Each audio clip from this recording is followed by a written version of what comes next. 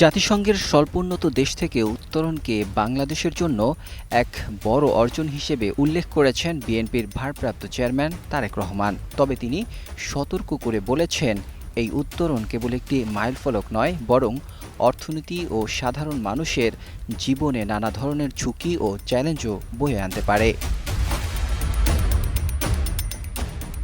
সম্প্রতি নিজের verified Facebook অ্যাকাউন্টে দেওয়া এক পোস্টে এসব বিষয়ে দেশবাসীকে সতর্ক করেন তিনি।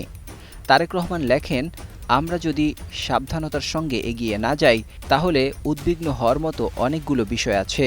পোস্টে এলডিসি থেকে উত্তরণের যেসব ঝুঁকি ও চ্যালেঞ্জের ব্যাপারে সতর্ক করেছেন সেগুলো হলো, বাণিজ্য অগ্রাধিকার হারানোর ফলে আমাদের পোশাক রপ্তানি ক্ষতিগ্রস্ত হতে পারে এবং প্রতিযোগিতামূলকতা হ্রাস পেতে পারে।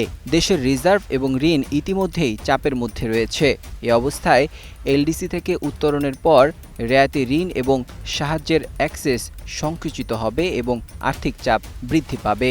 বিশ্ব বাণিজ্য সংস্থা ভর্তুকিসহ যেসব বাণিজ্য সুবিধা দিচ্ছে সেগুলো আর প্রযোজ্য হবে না, ফলে প্রয়োজনীয় ওষুধের দাম বৃদ্ধি পাবে। একটি খাতের উপর রপ্তানি নির্ভরতা আমাদের অর্থনীতিকে ঝুঁকিপূর্ণ করে তুলছে।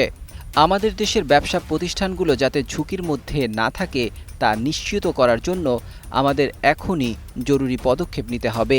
এর মধ্যে অন্তর্ভুক্ত থাকতে পারে পোশাকের বাইরে আমাদের রপ্তানি ভিত্তিক আইসিটি, ফার্মাসিউটিক্যালস এবং অন্যান্য মূল্য সংযোজন শিল্পে বৈচিত্র্যকরণ, ঋণের ফাঁদ এড়াতে এবং উন্নত আর্থিক শৃঙ্খলা বজায় রাখার জন্য সরকারি প্রতিষ্ঠানগুলিকে শক্তিশালী করা, বিশ্বব্যাপী প্রতিযোগিতামূলক থাকার জন্য উৎপাদনশীলতা, বাণিজ্য সরবরাহ এবং আধুনিক অবকাঠামোতে বিনিয়োগ, রূপান্তরকে সমর্থন করার জন্য বাণিজ্য সুবিধা এবং সবুজ অর্থায়নের উপর বিদেশি প্রতিশ্রুতি বাস্তবায়ন।